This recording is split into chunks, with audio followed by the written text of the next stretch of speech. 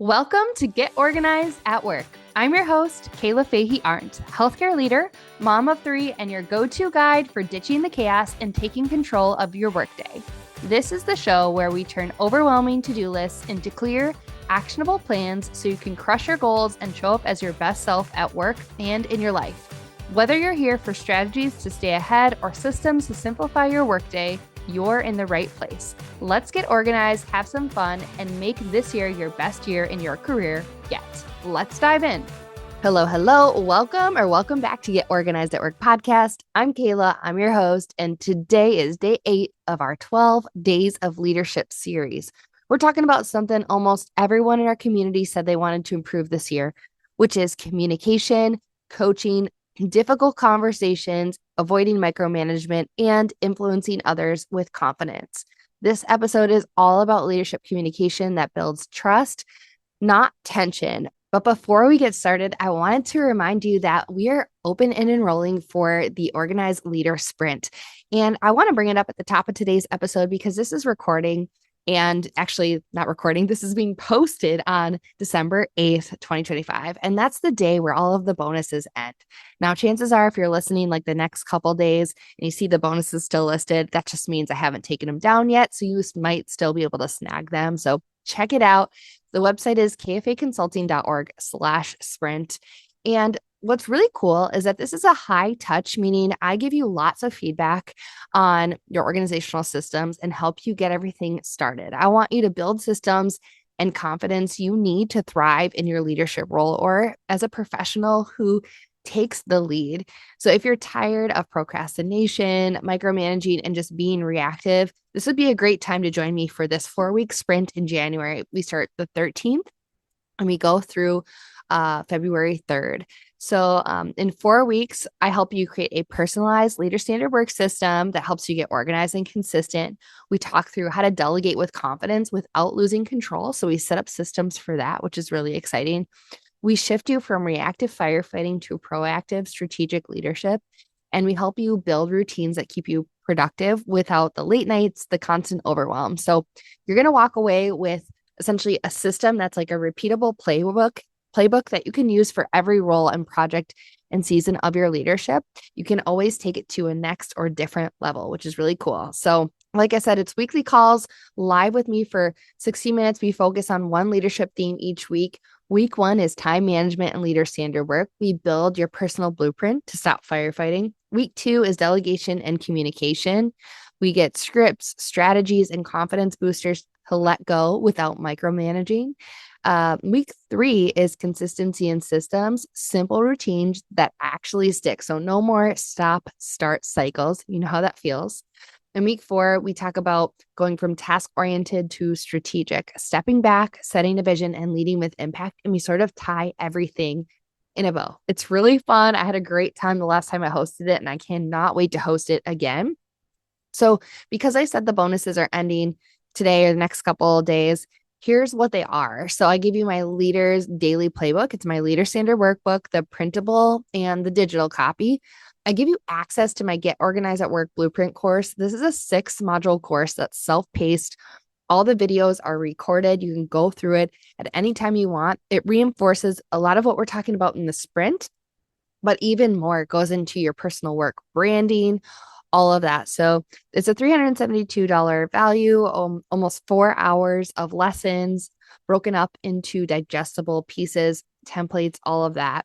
You'll get a quick win toolkit from me. So email templates, meeting agendas, and organizational hacks.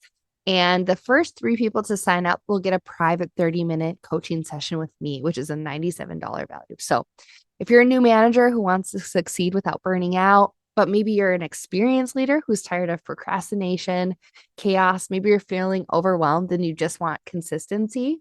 Maybe you're an HR, healthcare, nonprofit, or educational professional who needs better time management, delegation, and systems, or you're ready to shift from hustle and firefighting to strategy and clarity. This would be for you. So check it out. I'm super excited. We will be enrolling through Monday, December 16th. So if you're listening to this in real time, you'll have another week to sign up. But like I said, bonuses are disappearing now. So the live sessions will be January 13th through February 3rd. They're 4 Tuesdays in a row, but they'll be recorded and available afterwards inside of our group in case you miss or can't totally attend live, but you still want the live feedback. The cool thing is that inside the group, you can share wins, ask questions, get feedback directly from me. And that's where all the live recordings and templates will be after each live session inside the group. And the cool thing is, too, it's inside our Get Organized at Work podcast community platform. So once you join, you just get access to this separate space. So if you're already in there, you're like one of my community members, it's just super easy. And you should definitely check it out. So kfaconsulting.org/sprint. It'll be linked in the description below or in the show notes. All right, let's move on. Let's get into this week's episode all about leadership communication. Communication is a leadership identity, and it's not a skill set. I don't know. I think that's a really interesting way to think about it. So I just wanted to start with this truth. How you communicate is how people experience your leadership. They're not in your brain. They don't know what you're thinking. They do see your actions, but your communication speaks volumes. It's the container for your leadership. It shapes whether people trust you, follow you, avoid you, feel safe with you, or wonder what version of you they're going to get today. And here's the kicker. Communication is not something you master all at one time. You're going to make blunders, and it's okay. It's a practice you've got to do. It's a mindset. It's a muscle you've got to work. And it's a choice you have to make every single day.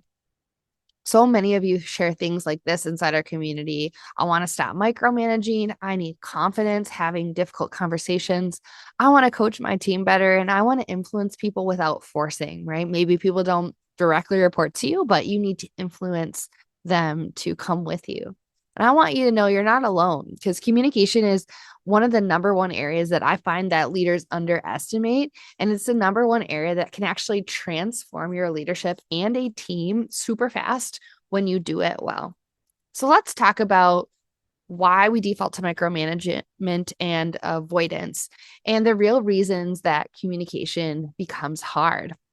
Most leaders don't struggle because they're bad communicators, right? Because we've probably all got to this level we're at because we've been able to articulate something well, but they struggle because they're overwhelmed, exhausted, unsure of what to say, or don't want to say it the wrong way, afraid of hurting feelings, afraid of not being liked, or afraid of things getting worse. And maybe you're even afraid that you'll be misunderstood. Micromanagement, to me, I feel that like that usually comes from a fear of the work not getting done, or of being judged, or something slipping. It's not necessarily needing to have control, but subliminal, I can't even say that. I'm not editing that out. Subliminally, there we go. It's about control, but not. It's more about the fear of everything unraveling. And so how about avoiding difficult conversations? That usually comes from not wanting to feel uncomfortable or discomfort. It's not because you're incompetent or you don't know what to say. It's the discomfort of how the person's going to react, or the unknown, discomfort with handling other people's emotions or your own emotions, a discomfort with conflict. So if you see yourself in any of that, it doesn't mean you're not a strong leader. It just means you're a human. Sometimes these things don't get easier, it just becomes easier understanding and how to live with the fear of the unknown. So let's talk about the 3 pillars of trust building communication. And these are the 3 skills that I like to teach leaders at every level, whether I'm working with you as a manager or director, executive leader, and something that I've been working on myself as I have difficult conversations with people. Number 1 is you've got to think about clarity over comfort. We all have heard that Brene Brown quote, which is clear is kind. And my leaders have used that with me as well. Most leaders water down their communication to keep everybody comfortable, but clarity is kindness. Clarity helps people understand expectations, take action, improve performance, and know exactly where they stand. So something you could say, like a script, would be, quote, my goal is to support you. So I want to be clear about what needs to change and why it matters. You don't have to be harsh. And the only thing that I would think that you would expect of yourself, and I think everyone would expect from you, is you need to be honest, even if it's hard. The second pillar is curiosity over assumption. We're all quick to jump to conclusions like, oh, they must not care about this work, or they weren't really listening to me, or they're resisting. But being curious actually helps open the conversation and brings in the truth. So you can ask these types of questions, quote, can you walk me through your thought process? Or what felt unclear? Or what support do you need from me?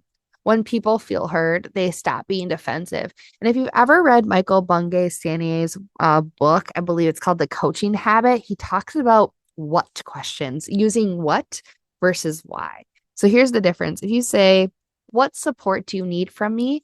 That feels so much different than why didn't you listen to my direction? Why is sort of accusatory, or why didn't you do that thing? Or why did you think that was okay? Instead of saying, what felt unclear, or can you walk me through your thought process? Those are a lot more curious than accusatory. So what questions are always so much better than why, and it helps people not be as defensive. And the third pillar is partnership over power. This is the biggest micromanagement antidote. When you shift from telling to coaching, everything changes. So you can try something like this. What options do you see? What would success look like for you here? And I trust your judgment. What would you recommend? People will rise to the level of responsibility they're given, or I guess they won't, right? Like it's not up to you. They also have to be accountable in this situation. So partnering with them to figure out what would success look for like for them, and then you can help hold themselves to that standard. So let's talk about a simple framework for difficult conversations. You know, I'm all about like systems and frameworks and structures. And it's something that I want to help you to be able to remember in the moment, because I know in the moment it's like, ooh, this is really scary. And so this is the 4-step model I want to teach you. Number one, lead with intention. You can set the tone at the top of the meeting, right? We want to make sure people know that we're coming from a place where we want to support them. So setting the tone with something like, I'm sharing this because I want us to succeed together. The second thing is describe facts, not feelings. So I want you to try to stick to behavior that's been observable, not your emotions about it, or your someone's a personality or assumptions. So just describe, this is what I've observed, or this is what has been observed. The third pillar is share impact. People understand better when they hear why it matters. If you think about yourself, you probably always want to know the why behind something. So let's say you're asking someone to make a change or sharing a behavior that wasn't perceived well. You have to make sure they understand why in order for them to try to do better the next time. And then the fourth pillar would be partner on next steps. You can create solutions with the person, not for them. I have definitely, this is something that I don't want to say always, but I have struggled with in the past, because as a leader, sometimes you feel like you can see right there. You're like, this is what I think you need to do. It's obvious to me what I would do, right? But also, you're not the person who needs to be accountable for their actions. They need to be accountable. So partner with them and say, okay, like the script I gave you earlier, what would success look like for you here? Have them come up with ideas. What do you think the next steps would be? And go with that. And then you can always give them guidance and let them know if you think those things are unrealistic. But I think partnering with them and saying, okay, I'll help you walk this way. That can be my job, would be to support you and help you get to the next place we need to go. But just know that you can't make this change for them. They have to do it. When you follow this flow, conversations feel safer, cleaner, and more productive. So, number one, leading with intention, setting the tone. Number two, describing facts, not feeling. Number three, sharing impact, understanding the why. And then number four would be partner on the next steps. All right. So here's the takeaway. Communication is the heartbeat of organized leadership. You can have systems and Kanban boards and all that jazz, and people don't even know what you're doing unless you communicate. So here's what I want you to walk away with today. You don't need to be a perfect communicator. You just need to try to be a clear one. Coaching is a collaboration. It's not about correction. It's about helping people move to the next level. And difficult conversations don't actually break trust like you think they might avoiding these conversations can actually break down trust. Communication that builds trust is communication that builds good culture. So your team needs your voice as a leader, your clarity, your steadiness, your leadership. I know we are just skimming the surface with these 12 days of leadership and communication. If you want me to do another episode on communication, let me know. Send me an email at kayla@kfaconsulting.org or comment on the post inside our community. Because as I'm recording this, I'm like, oh man, I have so much more to say. I feel like there's so much more to talk about. If communication is something you're actively working on, especially as you level up in your leadership, this is the exact kind of work that we do in the Organized Leader Sprint. We do go over communication methods and tools and systems. We work on building your confidence, building clarity, and those systems to support your leadership identity. So, as I said at the beginning of the episode, I would highly encourage you to jump into the Organized Leader Sprint. Go ahead and go to kfaconsulting.org/sprint and sign up. So thank you so much for spending day 8 with me. Tomorrow for day 9, we're talking about how to think like a strategic leader, one of the most requested topics in our community. Until then, take a deep breath. You got this. I'm cheering you on always. Happy Monday if you're listening in real time, and I'll see you for the next one. Bye.